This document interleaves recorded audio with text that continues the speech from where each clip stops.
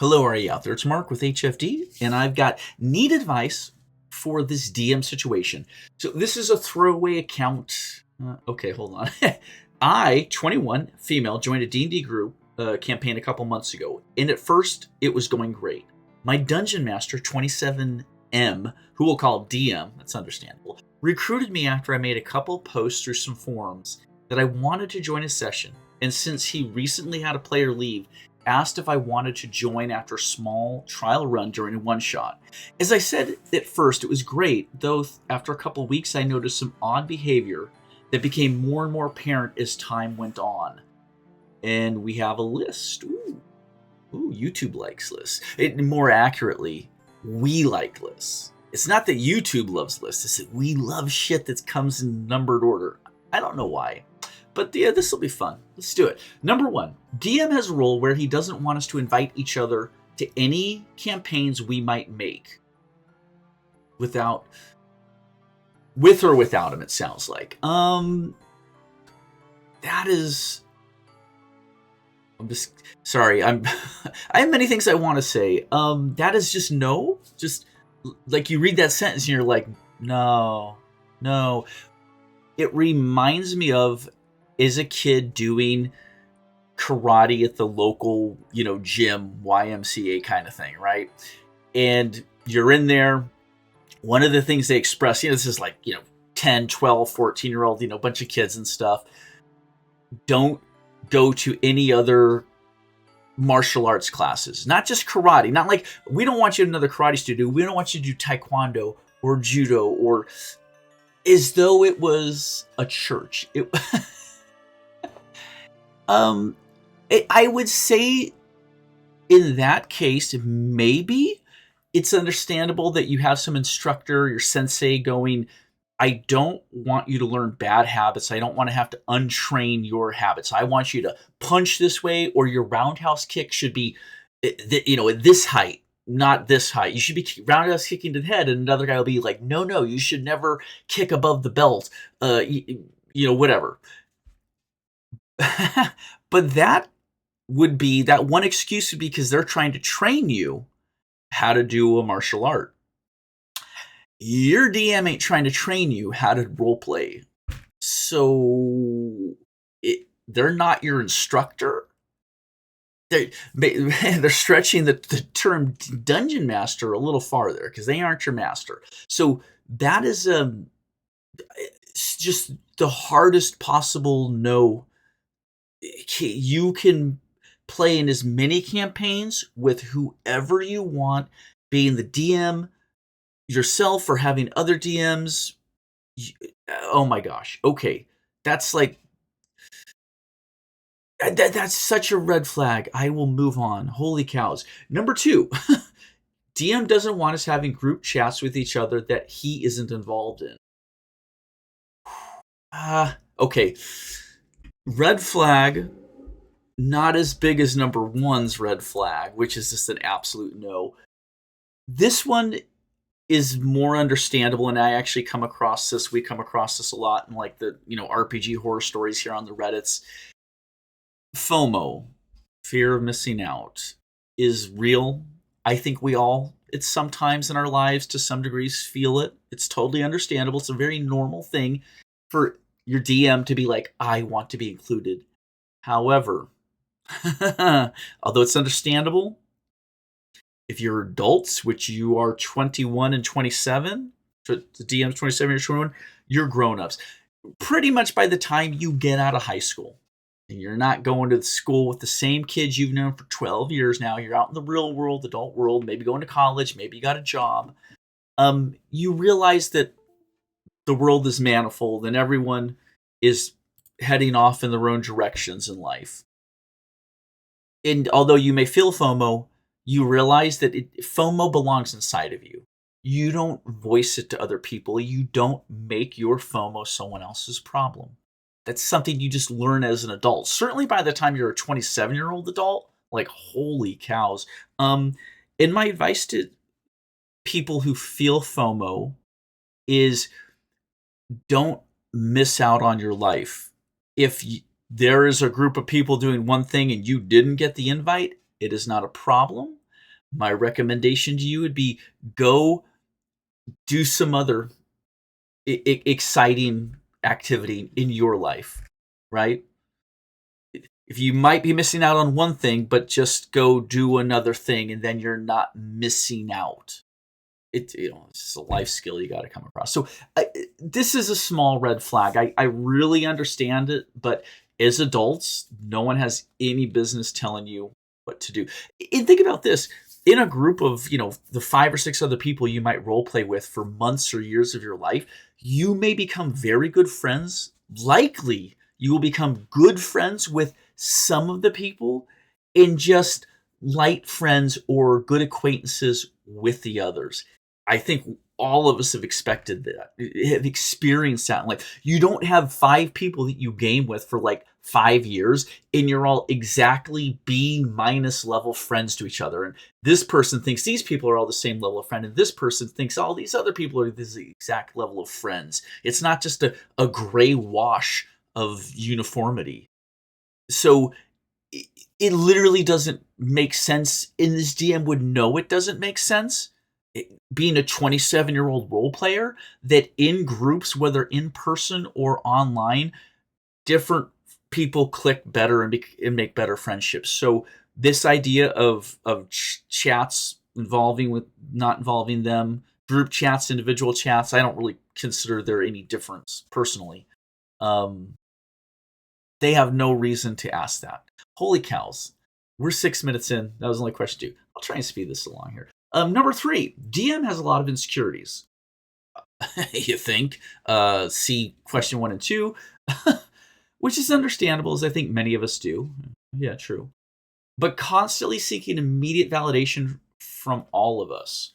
AKA, with every little edit he does, he expects us to fawn and make a big deal. If we respond solid video after we watch it because we're busy, he'll respond with, I worked hard on that video for your character, and it hurt a bit that you only watched it much later and just said solid video. Does he make videos for you? What am I not understanding? Is that just an example? Like, oh, I wrote some backstory for you? Sorry, I'm not aware of any videos we do in roleplay. Hold on. This is D&D horror stories. Okay.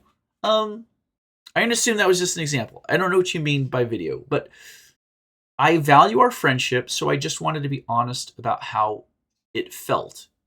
Right, this is the DM saying this. That's just gosh, there's not a lot to say about that. I think anytime someone is creative, it is understandable they want positive feedback. Um Even though some of us might consider ourselves or be straight up artists, where critique would be valuable about our writing, our poetry, our music, our artwork, and real critique would be extremely valuable for improving your art, almost none of us take it well. And even the people that do take it well, I'm almost certain have to train themselves over the years of being an artist to be like, it is time to open myself to valid critiques. I am preparing myself in my mind and in my heart to take the things I don't want to hear about my artwork, but I will contextualize it in a useful way to improve my art. Deep breath. I think that's really how even the people who take criticism well have to do it. I don't take criticism well. I know that. So it's completely understandable, but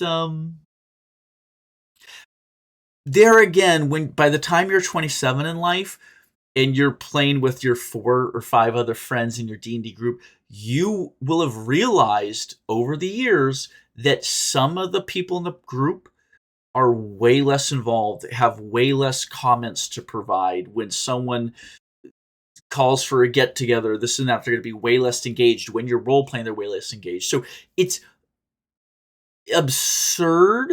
Is it absurd? Yes, it is absurd to think that everyone is going to give you a shining, gee whiz, shucks response to everything you do. Because you know that's not the case, because you've presumably got 1,000 hours of role play few hundred hours of role play, a few thousand hours of role play with a dozen different people over the last decade of your life by the time you're 27, and you realize that many people are not nearly as engaged as others. That's completely normal across role play groups. I don't know about everything else in life, but probably at work, in classrooms, at school, right? You've got like 5 students who really care about what the teacher's saying. You got about 10 kids who are just kind of in the middle, just struggling to pay attention. You got 5 kids who just have their head down on their desk asleep or scrolling their phones, right? That's real life. So again, by the time you've lived enough life and you're not a child anymore, you're an adult, you just realize that some of the people you put stuff out there for are going to be like, oh my gosh, this was great. I have so much to say. There's so much feedback I want to have. And that makes me feel so good. And then you can take that nice, shiny polishing from those people who really shine for you or see your shine, appreciate your shine, we'll say. And then you're like, yeah, man, I like that. It feels great. Of course it does. But you also are mature enough to know that like many people in the world just don't care and are not going to be particularly excited about what you're doing or what's going on in the world around them. Obviously, that's okay. Number 4. If we ever have a disagreement, DM will want to talk about it in a server hangout chat instead of just texting/calling privately, and he won't tell us what the issue is about until we're able to call. And if we are available, he'll ask us to join the call when other players are there. Oh, that's interesting. Ooh, I have mixed feelings about that. Let's break that down. This is actually, I think, a pretty important one. It has a lot of context implications. Do you send someone a quick text and say, hey, I thought this thing X didn't go very well. I wasn't happy about that. Can we talk about it? Text, send. We know how difficult it can be sometimes for context to come across on stuff like that. So I understand sometimes just saying, hey, we need to talk. Not everyone is that way, but it's understandable that some people are that way. And it can be annoying. This is the thing, is that certainly you may be a person who's just like, man, let's just get this out in the open. Don't beat around the bush. You don't need to do that with me. I don't do that with other people. That's totally cool. But at the same time, it is understandable sometimes for people through their management or teachers at school or in relationships or as a parent where I need to get this person pulled in, and then I spring the trap of like what needs to be fixed. You got to know the person you're doing that with. Some people can handle a quick text. Hey, I think we need to discuss what happened last night. And people are like, yeah, cool. I'll have time to do that later today. And you're like, good. And other people, will clam up and become fearful as soon as you say anything negative, and they're just going to like rabbit and like go to ground and like just hide in the bushes. You'll never find them. You'll never pin them down. So I think different tactics are reasonable. You just got to know the person you're trying to interact with to decide what is the best level. The other thing about this that is a little interesting is that they don't want to do it privately. They want to work stuff out in the open. That is, again, sometimes yes, sometimes no. Privacy versus publicly. There are absolutely times, again, where a teacher or a manager or in a family, the one person needs to say to the whole group in general terms, hey, this has been going on, or I'm concerned about this. What do you all think? Let's talk about this in the open. At the same time, though, there are times when a manager or a person, anyone, needs to have a private conversation because it's not appropriate to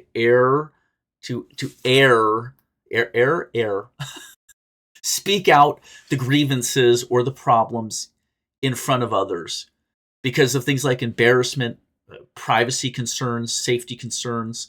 So number 4, if you don't like it personally, by all means, you can say like, hey man, I don't need to talk to you about this issue in front of everyone. This is going to be a private conversation. But then you just say that. You set your boundaries.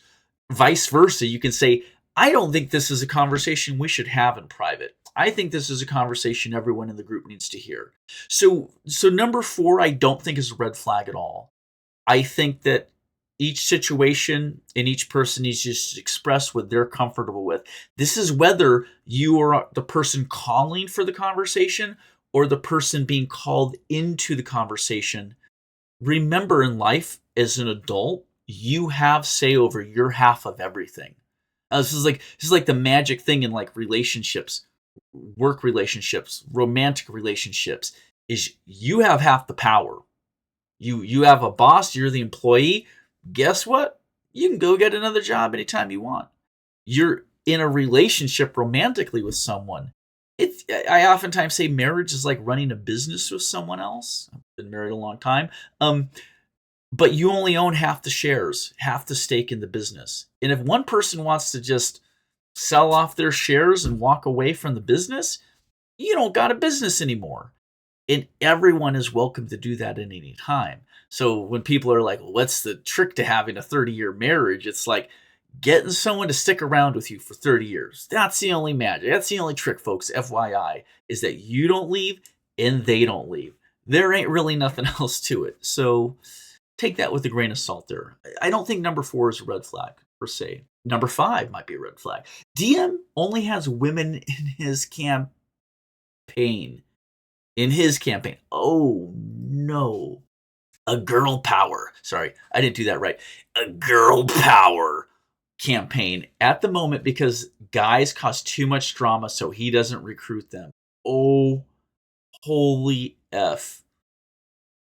Oh my God, gag. I I I have no problem with all guy or all girl or mixed groups of any combination. But that and it's not even like you have a group with 4 girls and 1 guy. It's that the one guy is dictating that the other 4 are all girls. That is vomit level gross. That's like Danger Will Robinson, like, oh no, someone's gonna end up in a duffel bag, dead. Level of like, no, oh my God, that's not a red flag. That's a call the cops.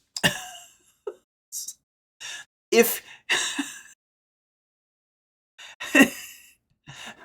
it's like, ladies, my preference is there are no other dudes but me around. It makes me feel much better. I feel so much safer. I don't have to worry about some guy attacking me and doing violence. I'm the only strong alpha male here. I feel so much better. Uh, holy shit, dude.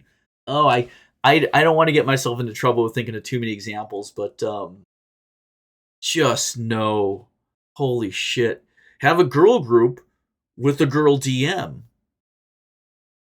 Or if the ladies in the group make a vote and say, "Hey, you know what?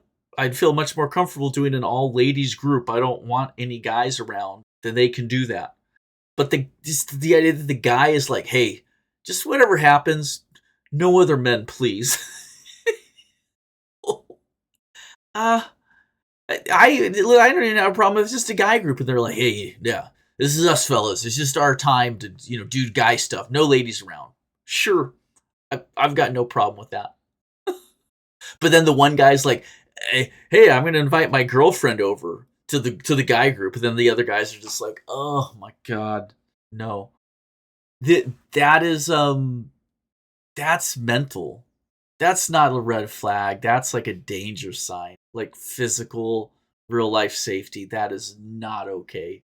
That that is grooming. That is just grooming. It's like, yes, I prefer to only recruit other players that are under the age of 14 for my groups. Yes, yeah, the younger the better. You know what I'm saying? It's like, yeah, no, I think we get what you're saying there, man. Yeah. I can't even imagine that you've written that we're to point 5 and that you're somehow in your brain still like, what do I do about this group? It's like, what do you do about this group? You get out of this group. You get away from this DM. But I see a lot more points here. Let's keep going. This is long. Fuck it. I don't care. It can be long. Number 6. DM will often tell us, I don't think that's what your character would do. Whenever we do anything that might be out of what he wants us to do? Okay, see now this is... Did ChatGPT write this? This is like a script for a cult leader. DM saying, I don't think that's what your character would do. Your character, I think, would do this. And then they're just coaching the 5 of you. They're just telling all the players and be like, no, I don't think so. In this case, I'm pretty sure your paladin wouldn't use lay of hands. Just saying. Who the fuck cares? Who asked you, DM, what my player... Who's asking for your advice about how I should roleplay my character, DM? I didn't know. You show me in the manual. Show me here in the player's handbook, in the DM guide, the page and verse that says the DM should tell their players how to run their characters.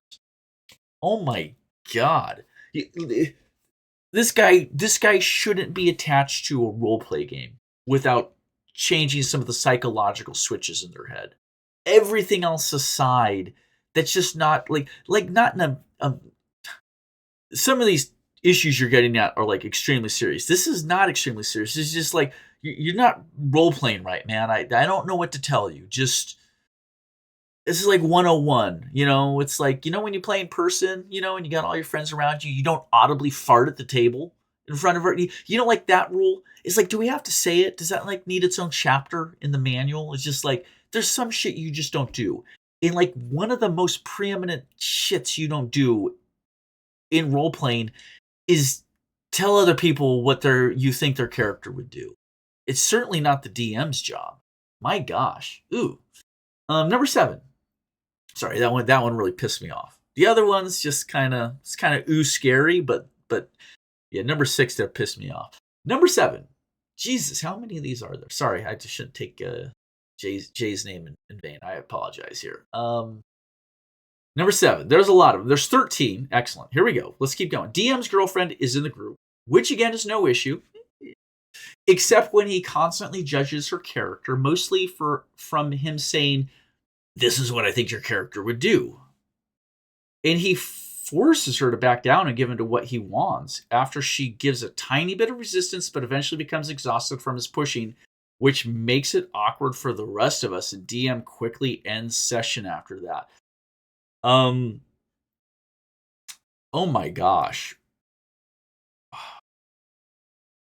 I am almost having trouble believing this is real. These are so egregious. The idea that you're like, hey guys, is it just me or is it this DM? And it's like, are you serious? Like, you need to ask Reddit that?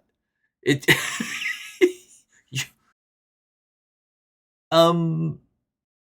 it can be just fine for couples to role play together, provided they don't make their real life relationship anyone else's issue at the table. In particular, if I was in a gaming group and something like that happened where one person is like domineering or pressuring the other person, if it happened one time, I probably wouldn't say anything. I definitely wouldn't like it, but I'd just be like, they must just be having an off thing. If it happened a second time, though, at the end of that session, I would just disinvite myself from the group. Because I would know at that point, oh, this is the thing these folks do, and this is their thing that they are going to do and have done and will keep doing. No, thank you. I do not want to be around for your relationship drama. That is gross. That is gross. And then I would just leave the group at that point. Yeah, because it's not a thing of like, hey, one of you is really an asshole to the other in your relationship. Can we like put this in the group chat and like work through this? It's like, no, you don't role play to work through people's relationship issues. IRL, in-game relationship issues, yes. IRL relationships, absolutely not. That is not what anyone is there for, or in my opinion, should be there for. That's a deal breaker. Yeah, that's because it's irreparable. That one is that's not like so intensely bad in either direction. That's just like you can't fix that because you can't fix their relationship. And unless there's like 8 people in your group, the 2 people that make up a couple are a massive part of a 4 or 5 person group. That's why it's irreparable. Because to get them out, because you can't fix the relationship. So if you kick them out, you've now destroyed the group functionally. So that is a deal breaker, like A+ deal breaker. That's S tier right there. Let's keep going. Number 8, DM constantly. We're going to speed the rest of these. Just kidding, we won't. I can't do anything fast when it comes to hearing myself talk. This is so pleasurable. Oh, I love to. Oh, my ears hearing myself talk. So good. Number 8, DM constantly gets his notes wrong, which I can understand. However, he expects us to keep track of everything and correct him, or he retcons it to fit his mistake. I don't think that's a big deal. I don't know. I think it's reasonable for a DM to want a person or two within the group to keep light notes, but certainly you don't expect people to be writing paragraphs per session. Just scribbling down some names, some plot hooks. We got to go to this town to get MacGuffin X. Kind of, Certainly, the reason why I don't think it's a big deal is if a DM makes a mistake, oftentimes, like where it's like from 3 sessions ago, you don't remember exactly what that one blacksmith's name was. You're like, shit. You just make up a new name. And then that's the new name for the thing you forgot or you met. You absolutely should retcon occasionally as a DM when it's just like, oh, you know what? That was a plot hole. Let's just say this is actually what happened. Done. And everyone just goes, yeah, well, that was easy and required almost no thought or difficulty on our part. We're just going to retcon that and move on. Not give it another thought ever. That's good roleplay. Just FYI, if anyone's wondering. You ain't writing a novel together. You're not going to reread it. There's no edit. Just retcon when needed. Absolutely. So in that case, I don't think a DM should expect you to keep track of everything, but a DM could expect some people to keep track of some of the basics, and retconning is extremely normal. So, yeah, I kind of understand that a little bit. Number 9, we recently broke into 2 groups, and he set a rule where each team will only get 30 minutes of playtime before switching. Boring. Holy crap. Given a little leeway to end a conversation or round in battle, but has us anytime I see US capitalized, I think it's like US, United States. Have us keep track of it instead of doing it, instead of doing so himself. Oh, wow. That is not how I would have said that sentence, but yes. He is asking you to keep track of the 30 minutes. Is that a big deal? That's not a red flag. It's like, hey guys, I got a lot on my plate. Will one of you set a timer on your phone? Let me know when the 30 minutes is up to get to go over to the other group. I don't want the group that's not playing for 30 minutes to get bored. The whole problem with the number 9 here has nothing to do with who's asking who to do what. It's that half your group isn't doing anything for 30 minutes. That's I don't want to say inexcusable. Like, I don't want to wag my finger too hard. If everyone else is chill with that, screw it. But I find it hard to believe that there are 4 or 5 players in the world who are all okay with sitting around while the other people role play. This is the common statement of, I don't think that's why any of us role play. Yeah, I don't think that's what anyone's there at the table for. I oftentimes say, like, if you're going to have someone do solo stuff, their solo scene should be 5 minutes is what you should shoot for. 10 minutes at the most before the focus goes back to the main group. In general, I wouldn't split the party. And I don't know good because there's no good way to do split the party. Do you switch back and forth every 10 minutes? That sounds like that would get exhausting after about the 4th flip flop, right? Like, yeah, I could say split the party for like one scene. Like, okay, you guys are going to go to place A, you guys are going to go to place B. We're going to role play out a scene for 5, 10, 15 minutes and then do yours. And then the party comes back together. You do one split a chapter. Like, so out of the 4-hour game session, you spend 1 hour if it's with the group split up with the others. Yeah, just because it's exhausting. There's just no good way to do it. That's why you shouldn't split the party for any prolonged period of time. Just begging you. Because I can guarantee you that some of the people in your play group aren't going to like that and are going to be bored and disengaged, more so than they might otherwise be. So it's always a problem when like 2 or 3 of the people, like the DM and like 2 other players, are like, no, this is fine, we're good with it, and 2 of your players are just like, oh my god, can I go home now? I'm so bored. When's it going to be my turn? Because you're not all going to sit there and take a vote and say who is fine with these 30-minute split sessions. You're not doing that. I just know that's just human nature, and that's not how groups work. Usually, people are trying to be accommodating to everyone else in their friend group, right? You try and accommodate people at work. You try and accommodate people in your family. You try and accommodate strangers on a public bus. In general, most people will try and be very gentle and calm, even while some people might be seething or find things to be very rude or off-putting or disrespectful to them. That's human nature. It greases the wheels of society in large groups and small groups. It what makes the world go round, and it's a good thing. But just recognize that it's really not a fun time for some of the people in your group. Almost always. Don't split the group for any prolonged period of time. Begging you folks, okay? Number 10. DM keeps undermining the NPCs we create for our character. The NPCs we create for our character? Is that a thing? I think are you like in another country doing this? You don't say that English isn't your first language, do you?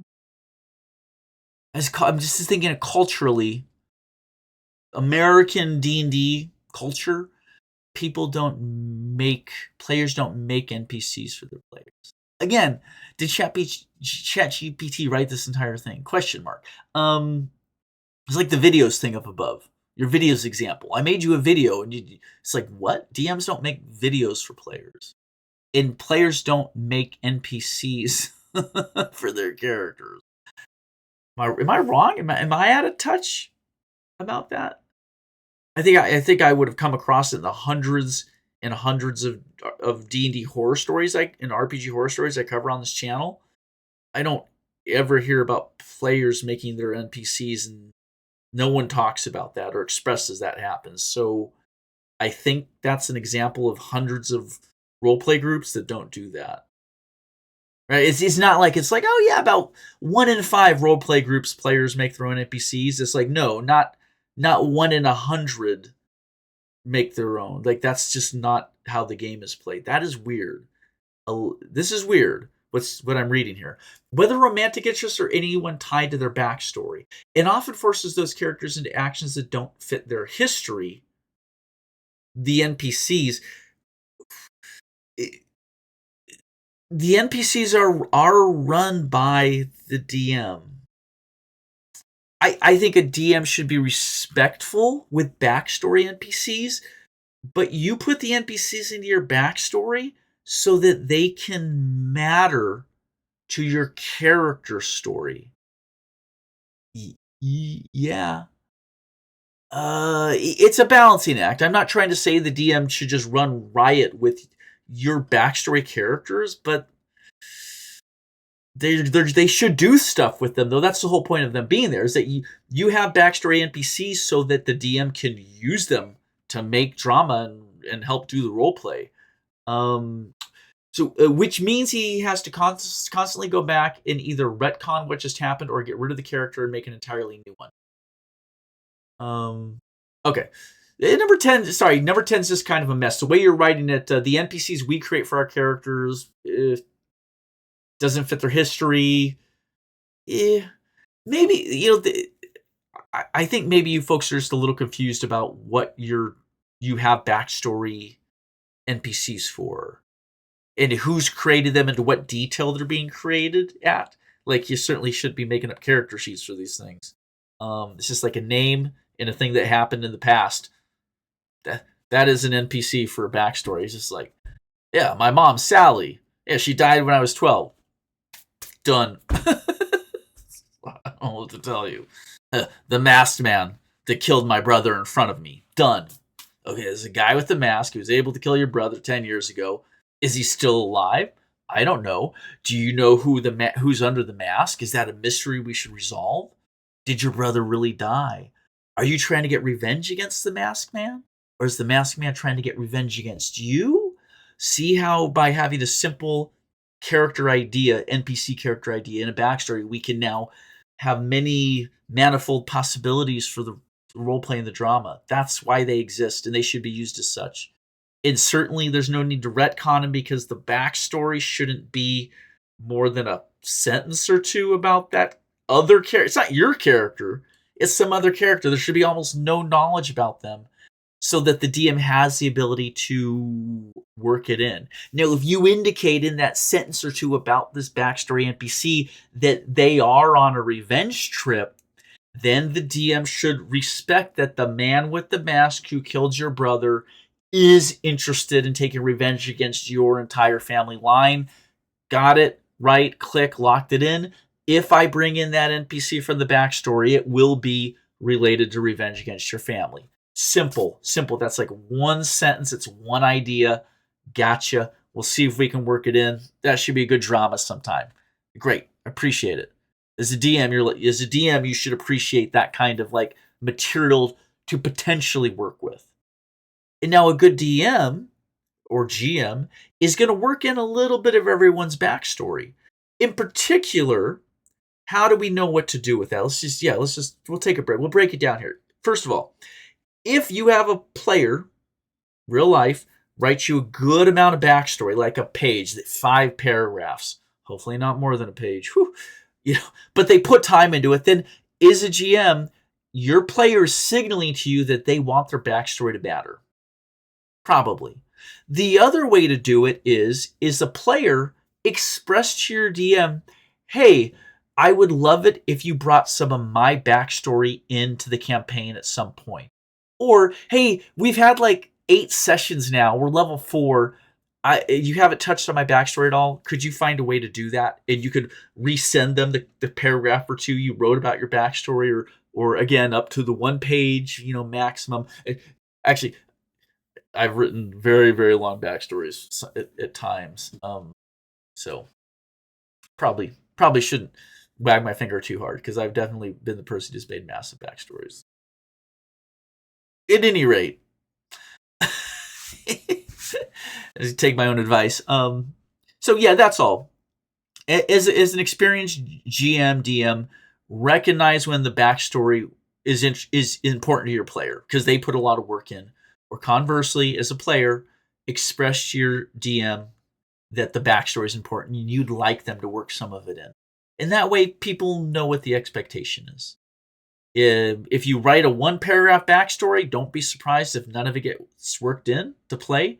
And if you never say anything about your backstory in role play, FYI, as the player, when you're playing your character, you can speak about your backstory in the times that in game as the character speaking to another character of the group. Express your backstory.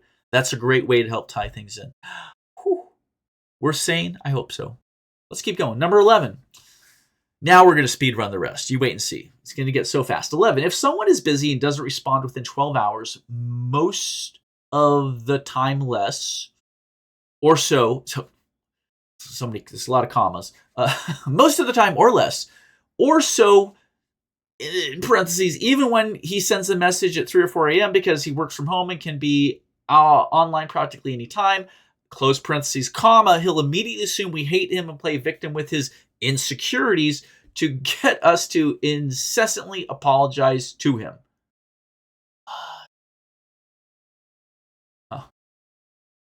Immediately assume we hate him, play victim. Yeah. Number 11 is annoying. This is a small red flag. That's just annoying. Yeah. Don't beg other people for validation.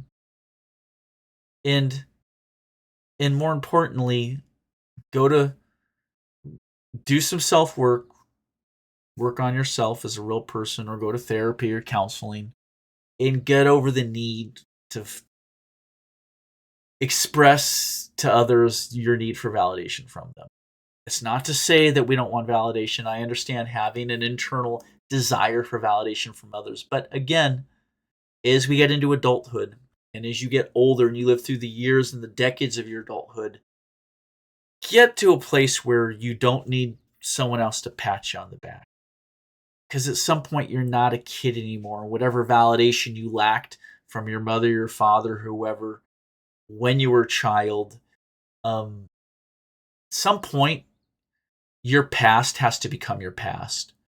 And you have to understand intellectually, and this can take a very long time in life, that all the rest of your life that's going to happen, you're in charge. From now on, all of my foibles, all my mistakes, all the crutches, all the bad habits, things I fall into in my life isn't about what happened 30 years ago anymore. Geez, like, don't be the 65-year-old man whining to people about how what your dad did when you were 14 and how that disappointed you. And that's why 50 years later, you're an alcoholic. And it's like, why I can't have a healthy relationship. And it's like,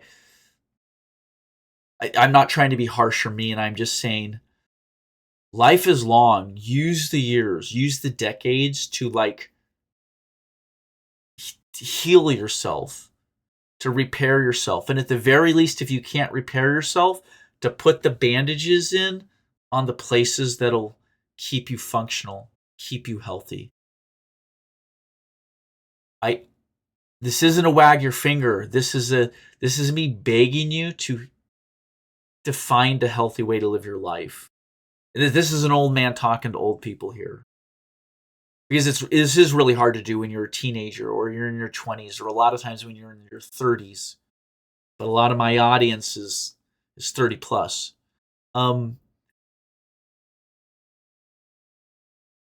If you can't heal yourself from the traumas of your past, at least learn to mitigate them for the sake of the rest of your life. For your own sake, for all the days and years you have ahead of you in your long life. Don't let the traumas of the past constantly, continuously, ceaselessly hang you up.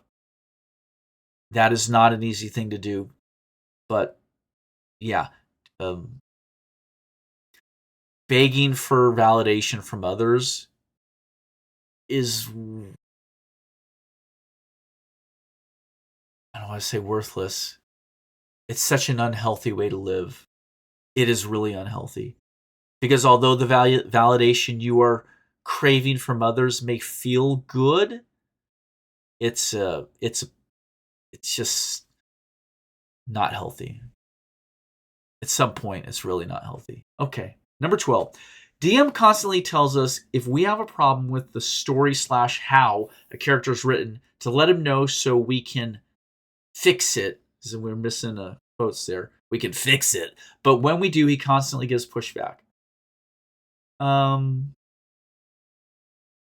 Yeah.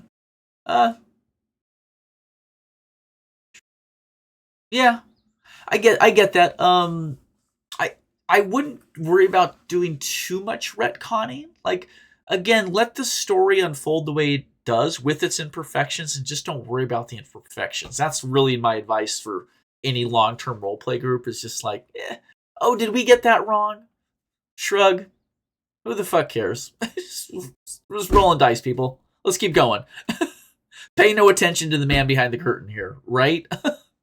But secondly, yeah, a lot of us really don't like feedback. We really don't like critique. This goes back to, talking an artist who has to like prepare themselves to take a critique of their art to use it in a useful way, but it's really hard to do because almost all of us do not like to be wrong. We don't like to be called out. We don't like to be corrected. That's extremely normal.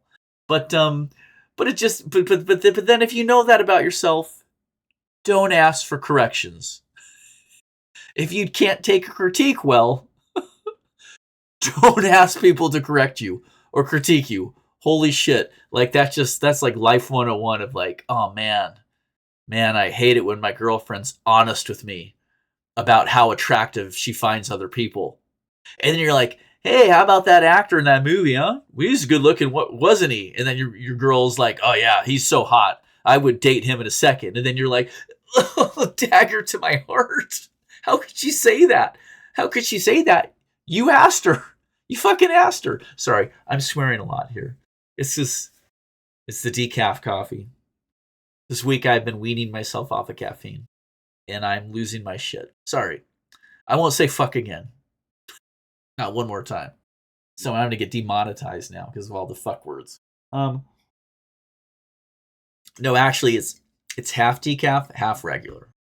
I am weaning myself out, but I'm not doing it cold turkey because I know it's going to suck no matter what. But hopefully next weekend there'll be no more fucks. I'll have 0 fucks to give in our stories here. Sorry. All right, where are we at? Number 13. Here we are. I haven't had this issue personally, but other players have told me that when they need to reschedule, because life happens, DM gets annoyed even when they give weeks of advance. He'll say he never remembered them mentioning it, even though I vividly recall the two talking about what was happening. Okay. That's let's see, what number 13. Yeah, you're adults. You should not reschedule or drop out regularly. You should be able to run your game the majority of the time. More than half the time, your sessions should happen when they're supposed to, and people should show up. My advice on this, because we are all adults, and oftentimes your group has 4 or 5, 6 other people, you play as long as the majority of the people are available to play. That's the solution to that. And then no one has to have their feelings hurt. You don't even have to necessarily kick someone out who can't play very regularly, although it may be worth them bowing out if they can't make it to at least half the sessions. They should have the I just want to say temerity. I don't know if that's the word.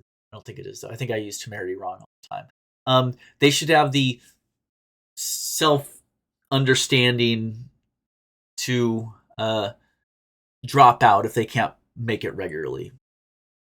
But yeah, that's all. You don't cancel the whole play because one person can't make it. It just sucks. Just everyone plays, and if one person can't make it, that's too bad for them, and they'll jump back in later. You don't sweat it. This goes back to the whole, you don't need to worry so much about how to fix the story on number 12 here. Who cares if it's not completely smooth? Did the ranger just walk into the forest after session 8 and then walks back out of the forest in a different place at the beginning of session 10 because they weren't there for session 9 and there's no explanation? Yep, that's exactly how you do it. Shrug. Who cares? That's just my advice for grown-ups who are playing. Yeah. You play if the majority of the people can show up. And your DM can show up. So, should the DM be getting annoyed? No. No, not really. It's certainly not with advance notice.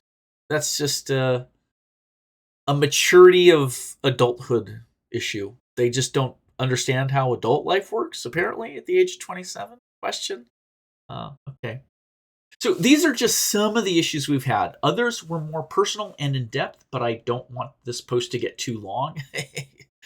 I'm glad you didn't. It would have been really annoying if you'd made this drag out any longer than you did. I would have been quite frustrated with you personally, but I'll let it slide this time. Plus, some of those stories aren't mine to tell.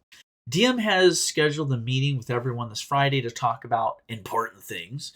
Me and another player have talked, having a group chat to talk about how all of the above makes us feel, but are planning on leaving the group soon. I'd leave the group on Friday if I were you. It's not even salvageable. Like, what you described isn't a salvageable DM. If you like the other people in your group and they're salvageable players, then salvage the group. DM's got to go. DM sounds like, of all the things, it sounds like a major creep factor. Like, truly creepy, dangerous, not a person you want around you. Like, there's some control level issues there that are cultish. It's weird. Predatory, grooming, right? It's like I shall pet the ladies, all the ladies in my D&D group. No men except me. I'm a man, and I'm the DM in charge. Ooh, and they shall behave the way I want them to behave. Sorry, I'll stop petting. Is that gross? Yeah. So is this DM. So is this DM. That's fucking gross. Said I wasn't going to say another fuck. Damn it. All right. Yeah, this shouldn't linger. This should just be done. You need to pull the ripcord and bail on this. The issue is we want to warn the other players how strange this is and can't seem to meet unless it's during sessions since we're all so busy. You don't need to have a massive group chat about this. Just send the messages out to each person just saying, hey, I have some concerns about this. I'm thinking of leaving the group. I've really enjoyed gaming with all of you. Maybe we can meet up later to see if we can get a separate game going. Send. Right, that was like 2 sentences, 3 sentences. Send it to the players. Like, you don't need to overthink this, man. It's not rocket science. You're not going to send this DM to trial, and you need to gather the evidence to get the conviction. It's just he's sounds like a very unstable person to DM anything for anyone, and you're going to get out, and you're like, I'm going to get out. Does anyone want to come and play D&D with me? I really like the rest of you. If not, take care. Good luck to you all anyway. Send. Okay. Way overthinking this, folks. Way overthinking this. Plus, DM has some items of one of the other players who wants to leave in person since they met for a group vacation.